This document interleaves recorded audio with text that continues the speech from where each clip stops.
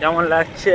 দারুণ না? এই গাছটা, সেই গাছটা দেখুন কেমন লাগছে, যেন মনে হচ্ছে এত সুন্দর প্লেস এটা গ্রাম অঞ্চলেই দেখা যায়।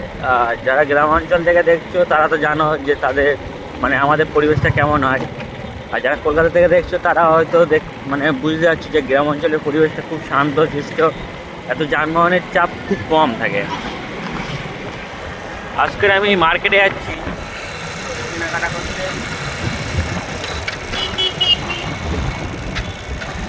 দাদা রাস্তার মাঝখান দিয়ে গেলে হবে?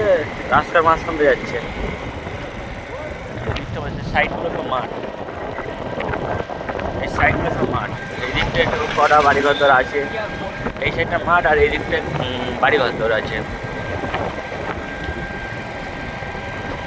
দেখতে মোটামুটি ভিউটা দেখতে পাচ্ছেন কত সুন্দর। আগে মার্কেট বলতে কোলাট বাজার, এই কোলাট মার্কেটে আমি এখন যাব, মানে আগে বাড়ি রান্না করার জন্য। এখন সকাল 9:30 বাজে, বড্ড সকাল সকাল যাচ্ছি।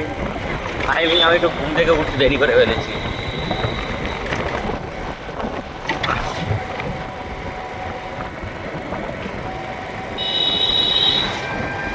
দেখলে বুঝতে পারবেন।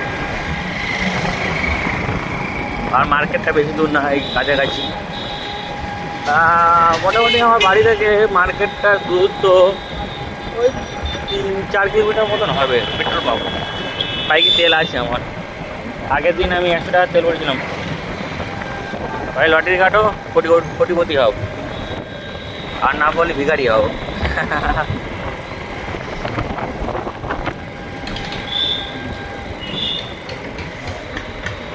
আমাদের কি ভাববে, বাবা বাবা বাবা, ভাড়াগুলো যখন তখন গাড়িতে রাস্তা তুলে দেয়, আগে দেখে না গাড়িতে কোনো গাড়ি আসবে না। এই মার্কেটটা একটু ভীষণ ভিড় হয়, এই মার্কেটটা জমজমান মার্কেট। কে ভাই পিছনে হরেন দিচ্ছিস?